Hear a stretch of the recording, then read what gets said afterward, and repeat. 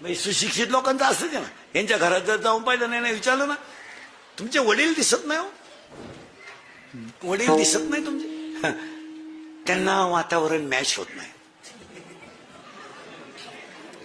Match होत नाही वातावरण, आणि ते फार चिडचिड करतात. स्वभावाने त्यांचा थोडा चिडचिडे, आणि आमच्या यांना ते सहन होत नाही. आमच्या ह्या थोड्या कडक असल्यामुळं ते सहन करीत नाही. त्याच्यामुळे आम्ही त्यांना राजूरच्या पुढे नेऊन टाकलं,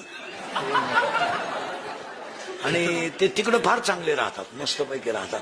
आणि आम्ही रविवारी त्यांना भेटायलाही जात असतो. बिस्किटचा पुडा बेडा नेतो. पहिल्यापेक्षा ते मजेत आहेत. आता आम्ही गेलो तर हसले ते, मग हसले म्हणजे त्यांनी तुम्हाला पाहिलं फाशी घ्यायला लावलं. त्यांच्या काळावर आम्हाला चांगलं जाणवलं आता. आणि तिथं व्यवस्थाही सुद्धा चांगली आहे.